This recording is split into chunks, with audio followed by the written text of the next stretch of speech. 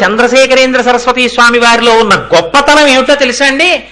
అమలాపురంలో ఇవాళ వచ్చారు సభకి నాగభూషణరావు గారని, ఇందాక ఇక్కడికి వచ్చి నన్ను పలకరించారు. వారు చెప్తుంటారు అమలాపురం వారు రావడం. ఎక్కడ ఉండేవారో తెలుసా అండి మహానుభావుడు పరమాచార్యులు వారు?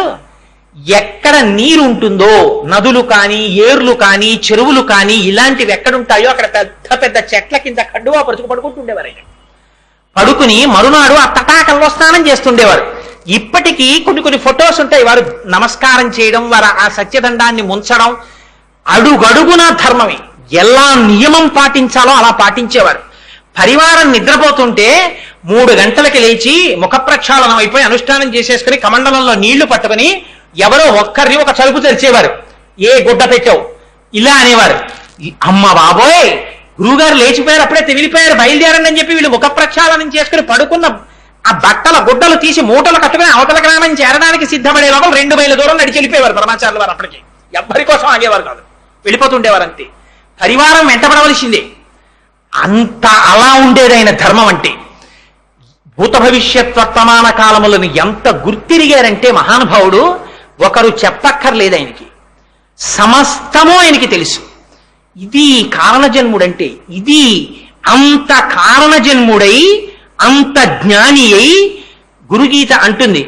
ఆ ఆచార్య స్థితి ఎలా ఉంటుందంటే, జ్ఞాని స్థితి ఎలా ఉంటుందంటే, ఆయనకి వేరొకరు ఉండరు, ఇంకా తానొక్కడే ఉంటాడు, తానే సర్వము నిండి నిబిడీకృతమైపోయి ఉంటాడు. అట్లాంటి ఆత్మస్థితిలో ఉన్న వాడికి వేరొకడు వచ్చి తన కష్టం నోటితో చెప్పక్కర్లేదు, మనిషిని చూడగానే చెప్పేస్తారు. ఇప్పటికీ నాకు అమలాపురం వారు వచ్చినప్పుడు సామూహిక ఉపనయనాలు జరిగినప్పుట ఒక పిల్లవాడు తెలియక చంద్రశేఖర పరమాచార్యుల వారు విడిది చేసినటువంటి పర్ణశాల దగ్గర మెట్ల పక్కన ఒక పిల్లవాడు కూర్చుని ఉంటే పరమాచార్యుల వారు ఆ వటువులందరినీ చూసి సంధ్యావందనం చేసుకోమని చెప్పి కమండలం చేత్తో పట్టుకుని కర్ర చేత్తో పట్టుకుని వడివడిగా నడుచుకుంటూ ఆ పర్ణశాల మెట్ల దాకా వస్తే ఆ పిల్లవాడు గభాలను లేచి నిలబడితే ఇలా చూశారటంటే ఆ పిల్లవాడి వంక. వాడు మహాపండితుడయ్యాడు. ఇక్కడే ఉన్నారు నాగభూషణరావు గారి సభలో. అమలాపురం దగ్గర ఒక ఆవు మీద చెయ్యి వేశారు. ఆ ఆవు ఉన్నంత కాలం కనకవర్షం కురిసేసింది వాళ్ళ ఇళ్లలో. ఆ ప్రాంతాల్లో ఎక్కడ ఆవుల్ని కొన్నా తీసుకొచ్చి ఆవుతో కలిపి కట్టేవారు చాలా కాలం. మీకు కొన్ని విషయాలు, నేను ఇవాళ అన్ని విషయాలు చెప్పలేను కదా, 1-2-3 విషయాలు ప్రస్తావన చేస్తాను. ఒకానొక నాడు ఒక మహానుభావుడు ఆలయం నిర్మించి ప్రతిష్ఠ చెయ్యాలి రామచంద్రమూర్తి విగ్రహాన్ని నిర్ణయం తీసుకుని పరమాచార్యుల వారు దగ్గరలో ఉన్నటువంటి ఒక గ్రామంలో విడిది చేశారనేటటువంటి విషయాన్ని తెలుసుకుని గబగబా పరమాచార్యుల వారి దగ్గరికి వెళ్ళారు. ఆ రోజంతా పరమాచార్యులు వారు చాలా హడావిడిగా ఉన్నారు, వారితో మాట్లాడేటటువంటి అదృష్టం కలగలేదు. మరునాడు తీర్థం ఇస్తున్నారు. రోజు చంద్రమౌళీశ్వరారాధన చేసి తీర్థం ఇచ్చేవారు. తీర్థం ఇస్తుంటే ఈయన వెళ్లి తీర్థం కోసం అని చెయ్యి పట్టారు. పరమాచార్యులు వారు ఆ చేతిలో ఉన్న ఉద్ధరిణితో తీర్థం పోసి ఆ ఉద్ధరిని కమండలంలో పెట్టేసి చెయ్యి వెనక్కి పెట్టి అన్నారు, ప్రతిష్ఠ ఎప్పుడు చేస్తున్నావు అన్నారు. తెల్లబోయాడు ఆయన. మా ఇంట్లో ప్రతిష్ఠ పూర్తయింది స్వామి అన్నాడు. అది సరేనో, రామపాద స్వామి వారికి ఎప్పుడు ప్రతిష్ఠ చేస్తున్నావు అన్నారు. అంటే రామపాద స్వామి వారి ప్రతిష్ఠ ఏమిటి అని జ్ఞాపకానికి వచ్చింది. తన ఊర్లో రామచంద్రమూర్తి విగ్రహాన్ని ప్రతిష్ఠ చెయ్యాలనుకున్నారు. అనుకుని అది ఒక్కసారి స్వామివారికి చెప్దామని వచ్చారు. స్వామి, ఏదో మే 24వ తారీఖుని చేద్దాం అనుకుంటున్నాను అన్నారు. ఆ తేదీ నేను ఖచ్చితంగా చెప్తున్నానో లేదో తెలియదు, నెల మాత్రం ఖచ్చితం. అంటే పరమాచార్యులు వారు అన్నారు, మే 24న అన్నారు. అంటే మే 24న అవుతుంది అనుకుంటున్నావా? అవదు అన్న మాట శ్లేషగా కనపడింది. అందులో కాస్తంత పువ్వులు, కిస్మిస్ పళ్ళు, కుంకం తీసి ఆయన చేతిలో పెట్టి విగ్రహం కింద యంత్రానికి బదులుగా వీటిని ఉంచండి అని చెప్పారు. రామపాద స్వామి అని పేరుంచండి దేవాలయానికి అని చెప్పారంతే. ఖచ్చితంగా ఆ తేదీకి కొద్ది రోజుల ముందు జవహర్లాల్ నెహ్రూ గారు శరీరాన్ని విడిచిపెట్టారు. రైళ్లు, బస్సులు అన్నీ ఆగిపోయి వీళ్ళు అనుకున్న ప్రతిష్ఠ ముహూర్తానికి ఈ విద్వాంసుడు ఆ ఊరు చేరలేకపోయారు. ఆగిపోయింది. జూన్లో ప్రతిష్ఠ జరిగింది. చిత్రం ఏమిటో తెలుసా అండి? ఆ దేవాలయం కట్టినటువంటి కొన్ని సంవత్సరముల తరువాత నాగార్జున సాగర్ డ్యాం బద్దలై కొన్ని వందల ఊర్లు ముంచెత్తి ఆ కృష్ణానది వరద ప్రవాహం వచ్చి ఆ ప్రతిష్ఠ చేయబడిన రామచంద్రమూర్తి పాదములను తాకి వెనక్కి వెళ్ళిపోయింది. రామపాద స్వామి అని చెప్పి ఎలా పెట్టారు పేరు? ఎప్పుడో జరగబోయే విపత్తు ఆనాడు రామచంద్రమూర్తి పాదములను తాకినటువంటి కృష్ణ మరికొంచెం పైకి కాని వెడితేట ఇంకొక 1000 ఊళ్ళు మునిగిపోతాయిట. పాదములను తాకి వెనక్కి వెళ్ళిపోవడంలో దివిసీమలో 1000 గ్రామాలు బతికి బట్టకట్టాయి. ఆ పేరు ఎలా ఉంచారు, ఈ మాట ఎలా చెప్పగలిగారు? కమండలంలో తీర్థం తీసిస్తుంటే క్యూలో వచ్చి తీర్థం తీసుకునేవారు పరమాచార్యుల వారి దగ్గర. తీర్థం తీసుకోవడానికి ఒక స్త్రీ వచ్చి చెయ్యి చాపింది. అమ్మా, నీకు అశౌచం ఉంది, వెళ్ళిపో అన్నారు ఆచార్యుల వారు. స్వామి, నాకు అశౌచం లేదు, అశౌచం తీరి నేను తలస్నానం చేసి వారం రోజులైంది, నాకు దయచేసి తీర్థం ఇవ్వండి అంది ఆవిడ. అమ్మా, మరొక్క మారు చెప్తున్నాను, నీకు అశౌచం ఉంది, నువ్వు ఇంటికి వెళ్ళిపో అన్నారు. ఏమి నన్ను ఇలా అన్నారు స్వామి అని బెంగ పెట్టుకుని ఆవిడ ఇంటికి వెళ్ళిపోయింది. ఇంటికి వెళ్ళిపోతే ఊరు వెళ్ళినటువంటి భర్త మరణించాడని టెలిగ్రామ్ వచ్చింది ఇంటికి. ఎలా చూడగలరు భూత భవిష్యత్ వర్తమాన కాలములను? ఆ స్త్రీకి తెలియని విషయం పరమాచార్యుల వారికి తెలిసింది. ఇంకా చిత్రమైన విషయం, ఇలా ఎన్నో లీలలు. కానీ ఉదాహరణకి 1-2 చెప్తున్నానంటే, ఆత్మస్థితిగతులై ఉండడం అంటే ఏమిటి అన్నదానికి రమణులు కూడా ఇలాగే చెప్పగలిగేవారు. ఎక్కడో అమెరికాలో ఎక్కడో ఒక నది ఒడ్డున రమణ మహర్షిని చూడాలని రోజు డిబ్బీలో డబ్బులు దాచుకునేటటువంటి దంపతులు 17వ నంబర్ సిమెంట్ బెంచీ మీద కూర్చుని మాట్లాడుకున్నటువంటి మాటల్ని వాళ్ళ డబ్బు పూర్తయిన తరువాత రమణాశ్రమానికి వచ్చి అక్కడ కూర్చుంటే వాళ్ళ భాష తెలియకపోయినా రమణ మహర్షి, మీరు ఫలానా నది ఒడ్డున ఫలానా నంబర్ బెంచీ మీద కూర్చుని నా గురించి మాట్లాడుకునేవారు కదా అన్నారు. ఎలా తెలుస్తుంది రమణులకి? అలాగే తెలుస్తుంది చంద్రశేఖరులకి. ఎంత చిత్రం అంటే, వారు నీలంరాజు శేషయ్య గారని మహానుభావుడు, ఆంధ్రప్రభ ఎడిటర్, ఆయనే నడిచే దేవుడు అని పుస్తకం రాశారు. అందులోనే నేను ఇవాళ 1-2 సందర్భాలు అందులోంచి తీసుకొచ్చి చెప్పాను. అందులో దీని గురించి వ్రాశారు ఆయన. నీలంరాజు శేషయ్య గారి సోదరి ఒకనాడు పరమాచార్యుల వారిని వారి ఇంటికి ఆహ్వానించారు భిక్షకి, చంద్రమౌళీశ్వరారాధనకి. ఆనాడు చంద్రమౌళీశ్వరారాధన చేసి అభిషేక తీర్థం ఇస్తున్నారు. చంద్రశేఖర పరమాచార్యుల వారు వచ్చారంటే చుట్టుపక్కల కొన్ని ఊళ్ళ వాళ్ళు తరలి వెళ్ళిపోతుండేవారు దర్శనానికి. ఆ తీర్థం ఇస్తుంటే వయస్సు కొంచెం మధ్య వయస్సు ఉన్నటువంటి 1-2 దంపతులు వచ్చి తీర్థం తీసుకున్నారు. తరువాత వాళ్ళ అబ్బాయి వచ్చి తీర్థం తీసుకోవడానికని ఇలా చేయి చాపాడు. పరమాచార్యుల వారు తీర్థం పోస్తున్న వారు ఉద్ధరిని వెనక్కి తీసుకుని అన్నారు, నీ భార్యతో కలిసి తీసుకో అన్నారు. ఆ పిల్లవాడి పక్కన భార్య లేదు. ఆ పిల్లవాడు సిగ్గుతో తల వంచుకొని తలెత్తి ఆడవాళ్ల వంక చూశాడు. ఎక్కడో వెనకాల నించున్నటువంటి ఒక స్త్రీ గబగబా వచ్చి ఆ పిల్లవాడి పక్కన నిలబడి తీర్థం తీసుకుని ఆ స్త్రీ మళ్ళీ స్త్రీలలోకి వెళ్ళిపోతోంది. ఈ పిల్లవాడి తండ్రిని పిలిచి పరమాచార్యుల వారు అన్నారు, మీరు 3గురిగా వచ్చారు, నువ్వు, నీ భార్య, నీ కుమారుడు, 4గురిగా నీ కోడలితో కలిసి బొంబాయి వెళ్ళిపోండి అన్నారు. ఈ మాటలు అనగానే ఆయన కోడల్ని పిలిచి, అమ్మా నువ్వురా, పరమాచార్యుల వారు చెప్పారు 4గురం బొంబాయి వెళ్ళిపోదామన్నారు. నీలంరాజు శేషయ్య గారికి కూడా తెలియదు ఈ విషయం, ఆ ఇంటి వాళ్ళకి అసలు తెలియదు. అసలు వచ్చిన వాళ్ళెవరు, కోడలేమిటి, ఆయన ఎవరు, ఆవిడ్ని రమ్మని పరమాచార్యులు వారు అనడం ఏమిటి అని తెల్లబోయి వెళ్ళి అడిగారు. అడిగితే అప్పుడు ఆయన చెప్పాడు, పీటల మీదే వరకట్నం గురించి మాకు దెబ్బలాట్లు వచ్చాయి, మా అబ్బాయి మా కోడల్ని ఏలుకోలేదు, ఆ పిల్ల 3 ఏళ్ల నుంచి పుట్టింట్లో ఉంది, మాకు ఉత్తర ప్రత్యుత్తరాలు లేవు, ఆ పిల్ల ఎక్కడుందో కూడా మాకు తెలియదు. 3 ఏళ్ల తర్వాత మేమేదో మా బంధువుల ఇంటికి వచ్చాం, పరమాచార్యులు వారు వస్తున్నారని తీర్థం తీసుకోవడానికి రాత్రి కారు వేసుకుని ఇక్కడికి వచ్చాం. ఈ పిల్ల తల్లి, ఈ పిల్ల కాపరం బాగుపడుతుందేమో పరమాచార్యులు వారికి చెప్పుకుందామని ఆ పిల్లని తీసుకుని ఆవిడొచ్చింది, వీళ్ళు వస్తున్నారని ఆవిడికి తెలియదు. ఆ పిల్ల తల్లి పిల్లని తీసుకుని వచ్చింది, వీళ్ళు వచ్చారు. అక్కడ వీళ్ళు ఒండరులు చూసుకున్నారు, మాటలు లేవు, మాట్లాడుకోలేదు. ఇది పరమాచార్యుల వారికి ఎలా తెలిసింది?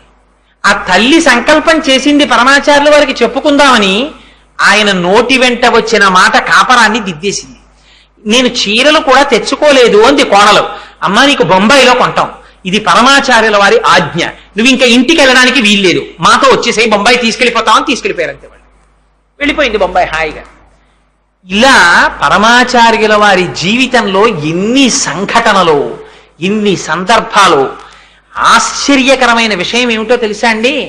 కేవల పీఠాధిపత్యం కాదు, వారు చేసినటువంటి అనుగ్రహ భాషణాలు, వారు మాట్లాడిన ఒక్కొక్క మాట ఈ దేశంలో కొన్ని కోట్ల మందిని మార్చాయి. అది గురువు అంటే. గురువు అంటే, నేను ఆ మాట ఇంత పరమ పవిత్రమైన వేదిక మించి అనొచ్చో అనకూడదో, ఎందుకు వచ్చింది అననే అనను. అని కొన్ని కోట్ల మందిని మార్చగలిగినటువంటి వాడు గురువు.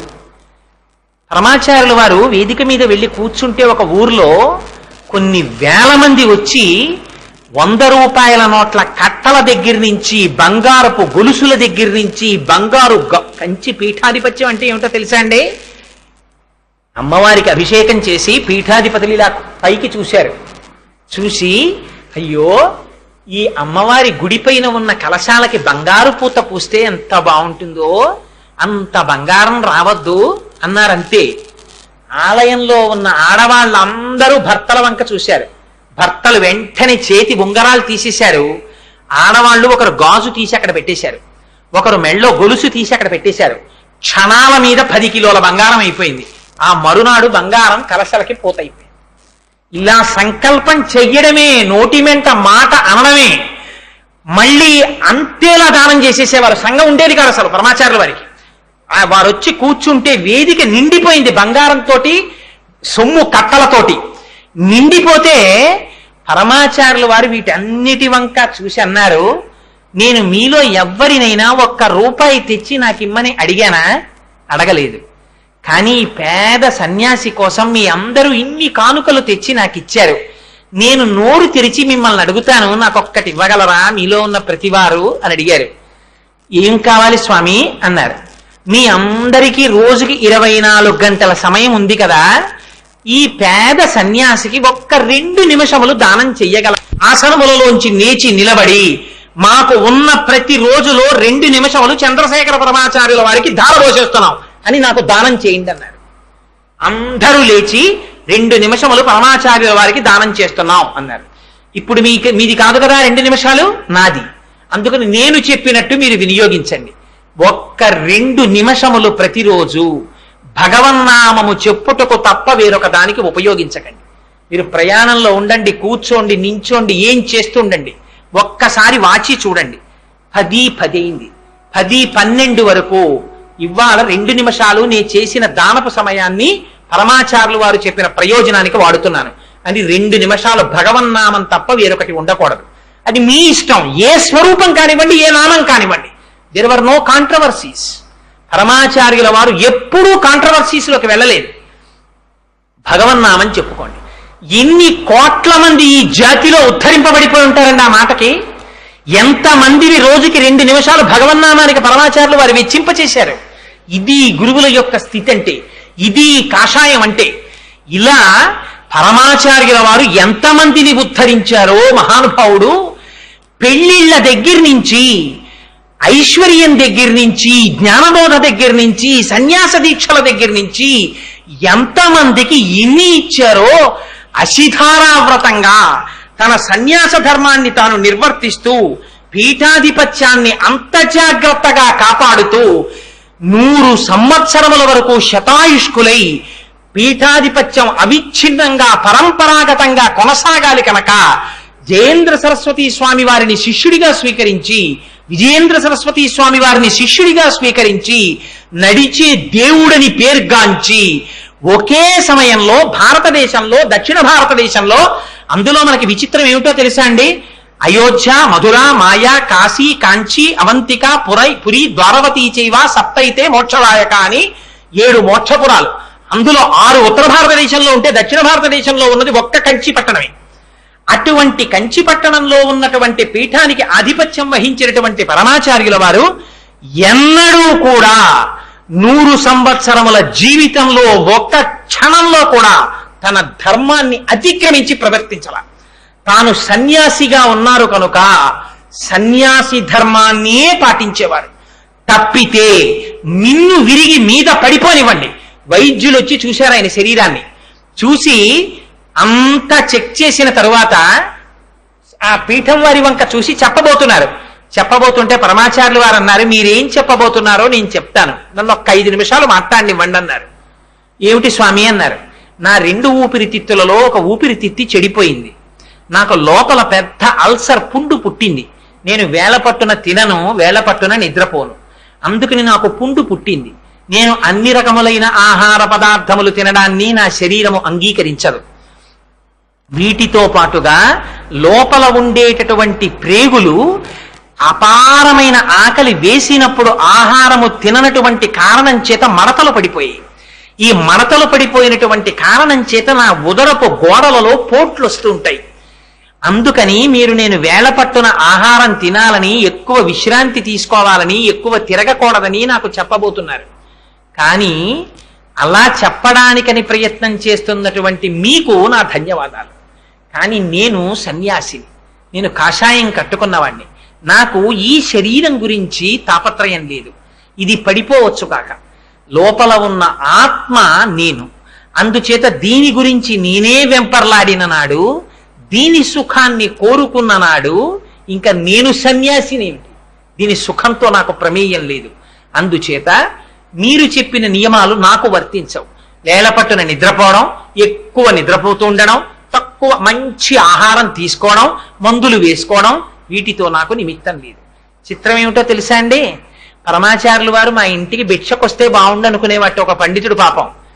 కానీ అంతమంది పెద్ద పెద్ద వాళ్ళందరూ పరమాచార్యులు వారు చుట్టూ తిరుగుతూ ఉంటారు, మా ఇంటికి వస్తారా ఆ పరమాచార్యులు వారు అని వారి దగ్గరికి వెళ్ళడం మానేసి వారు సమీప గ్రామంలోకి వస్తే ఇంట్లో పడుకున్నాడు.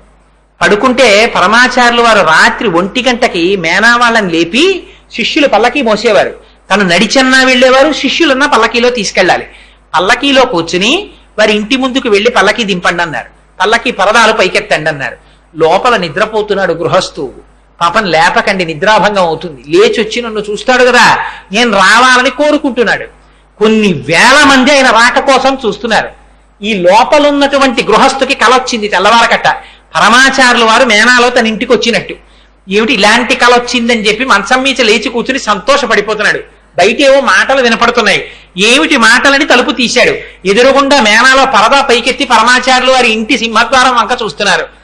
నా కన్న తండ్రి, నా దైవమా, నువ్వు నడిచొచ్చి నా ఇంటి ముందు కూర్చున్నావా?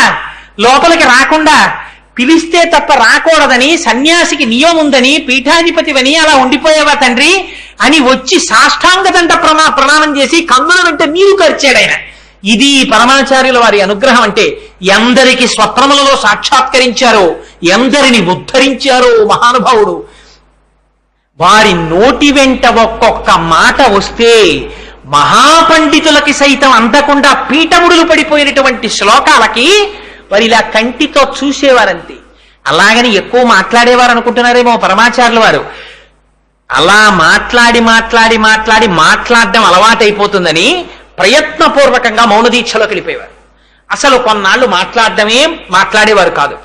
ఇంత పెద్ద పీఠ ఉంటే తనంత తానుగా ఎండలు మండిపోతున్న రోజులలో దీక్ష తీసుకుని చిన్న పర్ణశాల కట్టుకుని ఆ పర్ణశాలలో ఉండి తపస్సు చేస్తూ ఉండేవారు. అది పరమాచార్యుల వారంటే. శరీరం అంతా మంత్రపూతము చేసుకున్నారు.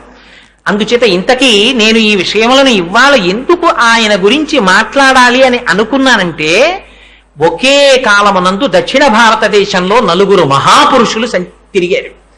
ఒకరు కంచి పీఠాధిపతులు చంద్రశేఖరేంద్ర సరస్వతి స్వామి వారు, తిరువణ్ణామలైలో రమణ మహర్షి, అప్పుడే పాండిచేరిలో సర్ అరవిందో, అక్కడ శృంగగిరి పీఠాధిపతులు ఉగ్ర నృసింహ భారతీ స్వామి వారు.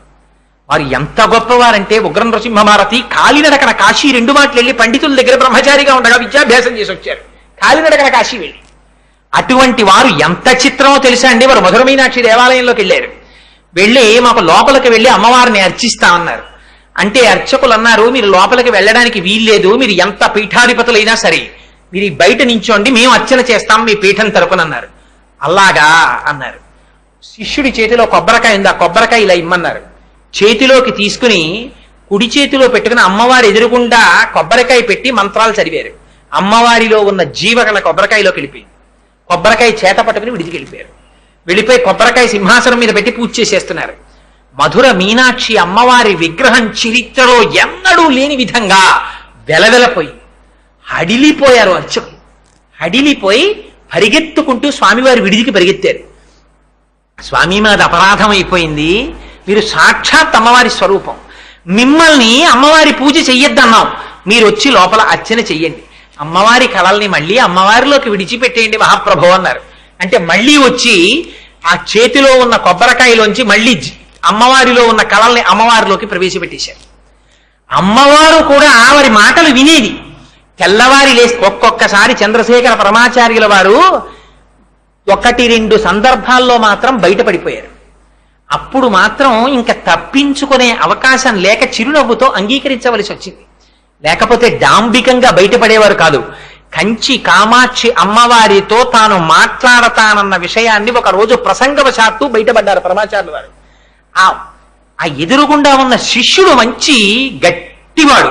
వాడు పట్టుకున్నాడు, ఎవరు అమ్మా నిజం చెప్పండి, మీరు ఎవరితో మాట్లాడారని. కామాక్షి అమ్మవారితో మీరు మాట్లాడారు, నిజమా కాదా?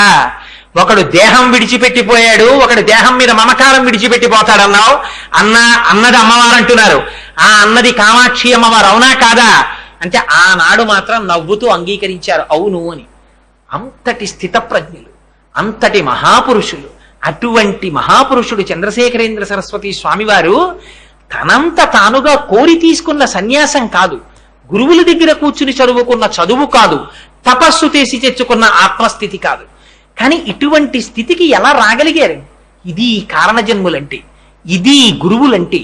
అటువంటి పీఠం కంచి పీఠం, అటువంటి పీఠాధిపతులు చంద్రశేఖరేంద్ర సరస్వతి స్వామివారు. అందుకని అటువంటి మహాపురుషుడి గురించి 4 మాటలు చెప్పుకుంటే చాలు. అందుకే నేను ఇవాళ సాధారణంగా నా ఉపన్యాసాల్లో నాకుండేటటువంటి బలహీనత, ఒక విషయంలోంచి ఇంకో విషయంలోకి వెళ్ళిపోతుంటాను. ఇవాళ నన్ను నేను నియంత్రించుకున్నాను, ఇతర విషయాలు స్పృశించకుండా కేవలం పరమాచార్యుల వారి గురించే మాట్లాడాలని. నేను నియంత్రించుకుంటే అవుతుందా? స్వామి అనుగ్రహం ఉండద్దు.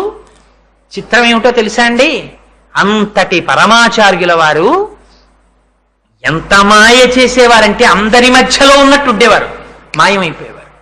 ఎక్కడున్నారు స్వామి అంటే వెతికి వెతికి వెతికి వెతికి వెతికితే ఎక్కడో దొరికేవారు.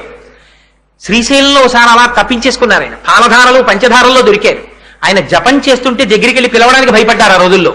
అంత అటువంటి జపం చేసేవారు.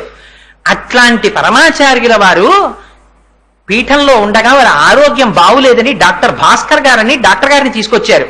డాక్టర్ గారు అప్పుడే భోజనం చేయడానికి వెళ్ళారు. బాలస్వామి వారు మెడ్రాస్ వెడుతున్నారని అప్పుడే పరమాచార్యుల వారికి వచ్చి నమస్కారం చేస్తే చెయ్యి ఊపి వెళ్ళి రమ్మని ఆశీర్వచనం చేశారు.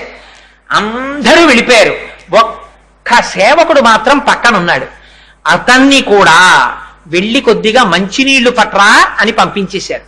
ఆ సేవకుడు కూడా బయటికి వెళ్ళిపోయాడు. ఒక్కరే లోపల ఉన్నారు. ఎంత రహస్యం అంటే మళ్ళీ లోపలికి వచ్చేటప్పటికి పరమాచార్యుల వారి శరీరం ఒక్కటే ఉంది. వారు వెళ్ళిపోయారు. ఆ వెళ్ళిపోయే రోజున మాత్రం తన తల్లిగారి చిత్రపటాన్ని తీసుకురమ్మని అడిగారు, మహాలక్ష్మమ్మ వారిది. అమ్మగారి చిత్రపటాన్ని తీసుకొచ్చి అక్కడ పెట్టండి అన్నారు. అక్కడ పెడితే అమ్మగారి యొక్క చిత్రపటం వంక అదే పనిగా చూశారు. ఎంత సన్యసించనివ్వండి, ఎంత మహాత్ముడు కానివ్వండి, ఈ జాతికి ఉన్న లక్షణం ఏమిటో తెలుసా అండి? అమ్మ పేరు చెప్తే మోకరిల్లేరు. చంద్రశేఖరేంద్ర సరస్వతి స్వామి వారి అంతటి వారు ఒకనాడు పండిత పరిషత్తులో ఉండగా పోస్ట్ మ్యాన్ టెలిగ్రామ్ పట్టుకొచ్చాడు. పట్టుకొస్తే ఏమిటా టెలిగ్రామ్ అని అడిగారు. అడిగితే ఆ టెలిగ్రామ్ విప్పి చదివారు. మా అమ్మగారు మరణించారన్న శోకము ప్రకటించకూడదు కనుక ఎంత గంభీరంగా అడిగారంటే, సన్యాసి తల్లి మరణిస్తే సన్యాసి ఏం చెయ్యాలో పండితులారా చెప్పండి అన్నారు. అందరికీ అర్థమైంది పరమాచార్యుల వారి తల్లి శరీరం విడిచిపెట్టారని. చెప్పారు. వెంటనే జలపాతం కింద స్నానం చేయడానికి వెళ్ళారు. వెళితే శిష్యులందరూ కూడా వెళ్ళి స్నానం చేశారు. ఏమిటి? ఆత్మస్థితిగతులై సన్యసించి పునర్జన్మని పొందినటువంటి పరమాచార్యుల వారు అమ్మగారి శరీరం విడిచిపెట్టారని తెలిస్తే అంత విచలితులయ్యారు. చిట్ట చివర తాను శరీరం విడిచిపెట్టే రోజున అమ్మగారి చిత్రపటాన్ని తెచ్చుకొని తదేకంగా చూశారు. ఎవ్వరూ పక్కన లేకుండా. స్వామి వివేకానందుడు కూడా అంతే కదండి, అంత రహస్యంగానూ విడిచిపెట్టారు. ఆఖరికి పంచాంగం తెప్పించుకొని దాని కింద తిథి ముహూర్తాన్ని కూడా అండర్లైన్ చేసి పక్కన ఎవ్వరూ లేకుండా చూసి కపాల భేదనం చేసుకుని ఆ పునరావృత్తి రహిత శాశ్వత శివ సాయుధ్య స్థితిని పొందేశారు. అనంతాత్మలో తాను కలిసిపోయారు. అలా పరమాచార్యుల వారు కూడా అంత రహస్యంగానే వెళ్ళిపోయారు. ఇంత చక్రవర్తి స్థితిని పొంది ఇంత పరివారం ఉన్నవారు ఎంత విచిత్రమో చూడండి. ఆ క్షణం వచ్చేసరికి ఏమిటో ఎవరి మానాన వాళ్ళు వెళ్ళిపోయారు. పక్కన ఎవ్వరూ లేకుండా ఉండరు అసలు. అలాంటిది ఒక్క సేవకుడిని కూడా పైకి పంపించేశారు. అతి రహస్యంగా వెళ్ళిపోయారు. అలా పువ్వులా వచ్చారు, పువ్వులా వెళ్ళిపోయారు. ఆయన కారణజన్ముడు అనడానికి ఇంకా ఇంతకన్నా దృష్టాంతం ఏమిటి? భగవానుడు అవతారమూర్తిగా వచ్చి రాక్షస సంహారం చేస్తాడు. కానీ ఒక గురుస్వరూపంగా వచ్చి, ఒక గురువు జ్ఞానమే ఇయ్యగలిగిన వాడు, మోక్షమే ఇప్పించగలిగిన వాడు, భౌతికమైన ఐశ్వర్యాన్ని కోరికల్ని తీర్చడం ఒక లెక్క. అందుకే ప్రతి ఇంటిలో ఉండవలసినటువంటి మూర్తులలో చంద్రశేఖరేంద్ర సరస్వతి స్వామివారి చిత్తరువు ఉండి తీరాలి. ఉండని ఇల్లు ఉండకూడదు. మీ ఇంటి గోడలు, మీ ఇంటి గోడలకి మీరు వేయించుకున్న పెయింటింగులు, మీ ఇంటీరియర్ డెకరేషన్లు, అది ఐశ్వర్యం కాదు. ఐశ్వర్యం అంటే ఏదైనా ఉంటే ఏదో తెలుసా అండి? మీ ఇంట్లో ఆదిశంకరాచార్యులు వారి చిత్తరువు, చంద్రశేఖరేంద్ర సరస్వతి స్వామి వారి చిత్తరువు ఉంటే మీ ఇంటికి మనవడొచ్చి తాతగారండి తాతగారండి ఆయన ఎవరండి అని మీరు అడిగితే, ఆ చంద్రశేఖరేంద్ర సరస్వతి స్వామి వారి గురించి 4 మాటలు చిన్నపిల్లవాడికి మీరు చెప్తే, భావితరాలు కంచి పీఠానికి వెళ్ళి నమస్కరించిన రోజున ఈ జాతి సంస్కృతి నిలబడుతుంది. పరమాచార్యుల వారు ఎక్కడికొచ్చినా పిల్లలందరినీ కూర్చోపెట్టి రామనామం రాయించేవారు. వెండి డాలర్లు ఇచ్చేవారు, బంగారు డాలర్లు ఇస్తుండేవారు. కాబట్టి నేను ఇలాంటి మాటలు చెప్పడానికి కావలసినంతటి స్థితిని పొందినవాడను కానే కాను అని నాకు తెలుసు. కానీ కేవలం ఆర్తితో మాత్రమే ఒక్క మాట చెప్తున్నాను. మనం అటువంటి సంస్కృతికి వారసులు.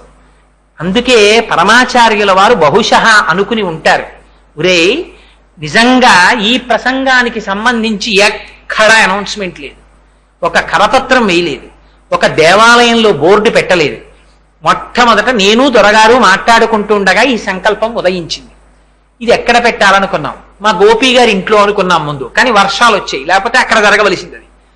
అది అటు తిరిగి ఇటు తిరిగి అటు తిరిగి ఇటు తిరిగి హనుమ జయంతి తిథి నాడు అసుర సంధ్య వేళలో అటువంటి బ్రాహ్మీమూర్తులైనటువంటి రామకృష్ణ పరమహంస ఆశ్రమంలో కాకినాడలో ఓపెన్ ఎయిర్ లో నువ్వు పిలవడం ఏమిట్రా, నా గురించి యోగ్యులైన వాళ్ళందరూ వస్తారు, వచ్చి వింటారు.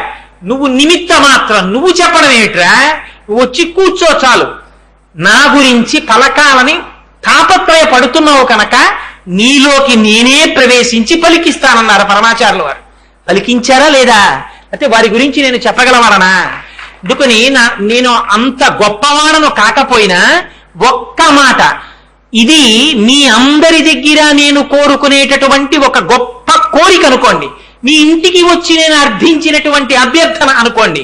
ప్రతి ఇంటిలో ఇంటీరియర్ డెకరేషన్ లో మీరు పెట్టుకునే అన్నిటితో పాటు మరిచిపోకుండా ఒక శంకర భగవత్పాదుల్ని, ఒక చంద్రశేఖరేంద్ర సరస్వతిని, ఒక రామకృష్ణ పరమహంసని, ఒక వివేకానందుణ్ణి, ఇటువంటి వారిని మర్చిపోకండి.